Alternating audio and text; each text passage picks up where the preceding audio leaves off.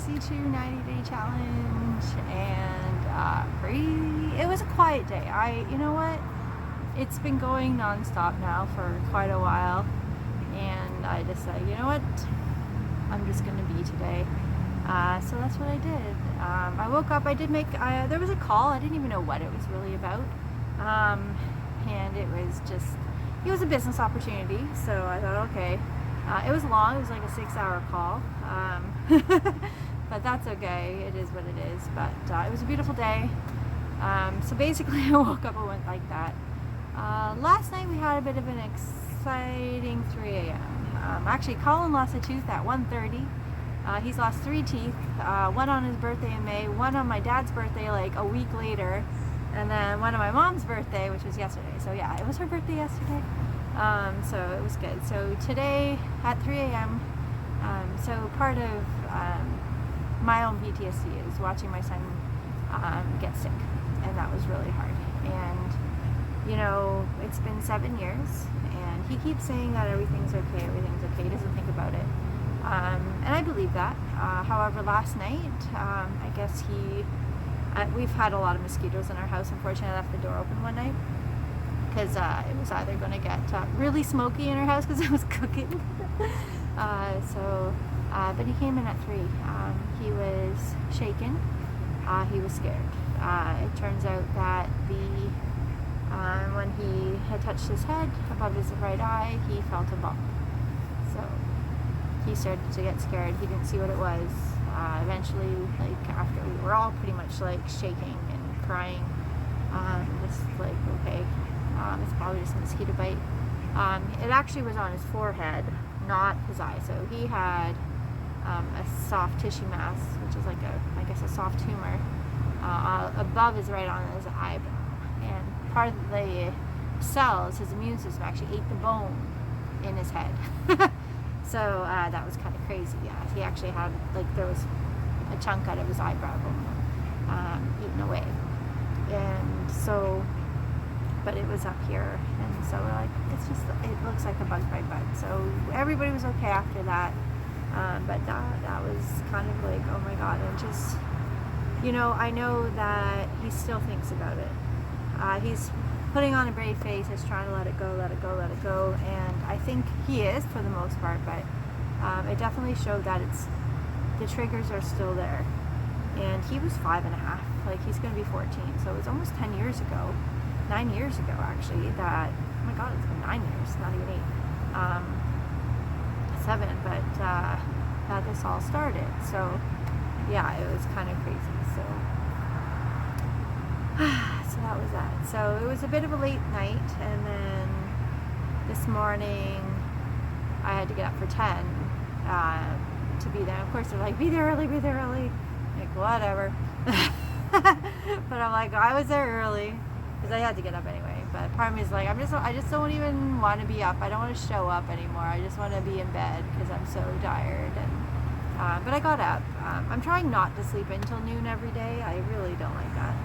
So I did, and it was an interesting thing. Like lately I've been trying to figure out ways to add some more income to the family, some passive income, some things that I do enjoy. I'm a stay-at-home mom, so I'm always looking for different ways because I still want to be home with my kids. So that's a huge part for me, is just making sure that we can survive. Things are getting more expensive, and we still rent a house. So, you know, at some point it'd be nice to be able to buy. And, you know, we've chosen the things that we've done, and now that my kids are older, actually Costco is hiring. I forgot to do that. And Canada's Got Talent. I'm so excited. I have to send a video in. I want to audition. It just started like a week or 2 ago, and because everything happened, I'm like, I got to do that tomorrow. So tomorrow morning I have to get my video started. It's only under 2 minutes. I have no idea what I'm doing. Sorry, total squirrel moment. I'm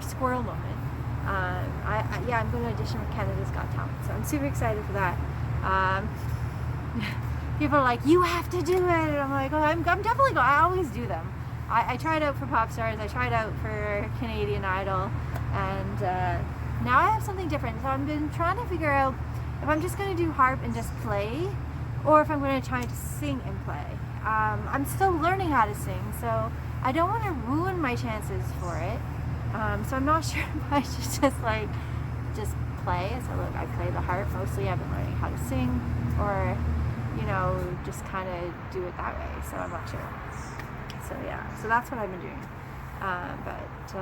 So yeah, like I have all these things that I do. I have the wedding planning business where I'm looking at creating an online course to learn how to plan your own wedding. So it's all these things are going through my head, and just different things that I've learned over the last few weeks. It's just formulating it all together and just getting something started. I've started working on my website, but this week I ended up having to obviously work on my first how to respond to a dissatisfaction. So yeah, but I had a meeting yesterday with a bride that her wedding's in 2 weeks, so I'm super excited for that wedding. It's a beautiful location, and the personality, like I've been really lucky with all the brides that I've had. Like even last weekend, things didn't go as planned, so it is what it is. And I know there could have been things that I could have probably done differently. I take ownership of everything. Like I'm not just blaming her. Like it had nothing to do with what she had done. Things just happened. And it just wasn't like, you hire people, you hope they're going to do the job guys. And of course I was one of those vendors. I'm like, I didn't do what she expected to do. So, the whole day, unfortunately, like a lot of it. But when I look back, and this is to think about if you guys are planning weddings or just know, especially if you're doing a do-it-yourself wedding and you're staying on the property, it's going to be chaotic. When you're planning, like every wedding's been the same. Like some weddings are pretty quiet. If I'm only having to just kind of monitor the flow of the wedding, and the caterer, it's at the next wedding's at a restaurant, I'm not going to be in the back of the thing because they know what they're doing. I'm going to make sure things are on time. I'll be able to ask the servers. If I have to go in the back, I will. Believe me, that is part of my job. But I know that for the most part, they're going to have that under control. And actually, the bride has also been there for a couple of times already for different events. So she knew that they were pretty much good. They're pretty expensive, so I do expect that. I do have a feeling things will run a lot smoother. Because they know what they're doing, and you don't have to have a professional caterer there. It will help. Like, I'm going to be honest, like any part of your wedding, especially the food part, that is a huge chunk of your wedding. And now some people can't afford that, and that's okay.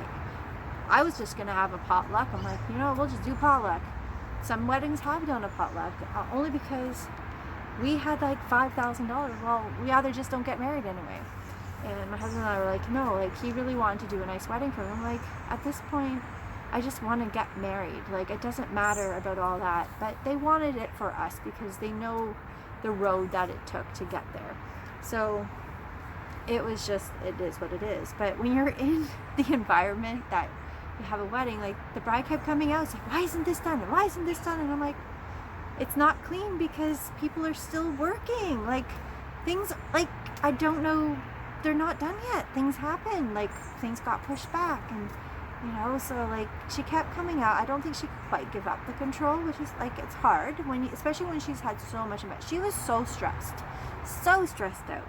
And I did the best I could with what I had. I only found out about what she was doing with her wedding 2 days before her wedding. Really only a day to really kind of get everything going. So when I look back, yeah, there were things on my list that were missing that normally would be there because I would have had time to actually review everything. So that's the whole difference of what happened. And then, just unfortunately everything that could have gone wrong did. And it's one thing after another. But when you're a guest, it looks different. But when you're in the back, of course it's going to be chaotic because everybody's still working. So it's really hard to see the different perspectives. So we did manage, everything was fine. So it's just really trying to get everything going. I did go to the beach today. It was nice. My sister came over. We ended up going for a walk with Kyle and Colin and I, and my husband Kyle and I went to the beach. They ran an RC boat, not a car. He was running it in the lake there, so that was cool. We just got back actually, and it was a quiet day. haven't really done much. I actually didn't even do my Serenity minutes yet. I just kind of took a break, and I might do it today. I am thinking about doing it. So yeah, but that's been what it is. So, oh my God, I've been going for 10 minutes. Yeah, my garden's doing really well. I forgot to say that. Yeah, I have cucumbers growing. I have some tomatoes growing. I think my raspberries are, like, the bush is starting to grow. I have kale. I had some fresh basil with my pasta tonight. And yeah, they're going really well. I'm super excited. My kitchen's still a mess. My house is still a mess. I literally just kind of sat today. I'm like, I really don't feel like doing anything. I'm going to be honest, I did not feel like doing anything.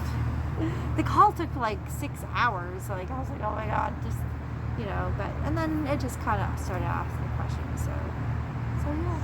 So that's been my day. I'm still good though. I feel good. I just catching up. I have yoga tomorrow. A good thing about yoga is and I have been going to the acupuncturist. I was able to touch my palms to the ground today. I was like, holy cow, I can actually do it. It was awesome. So they just made us stretch during the call. Like, energy requires learning.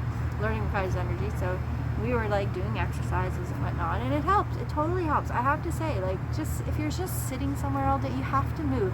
And I think kids get it right, like recess and everything. You have to move, get some exercise to make you to be able to learn. Like, sitting at your desk all day, you have to get up and move, especially if you aren't working. It will keep you energized, keep you awake. If you just sit there all day, you're going to want to go to sleep. I know I do. I just can't stare at the screen all day. So yeah, so that was fun. It was a good day, and it's getting dark now.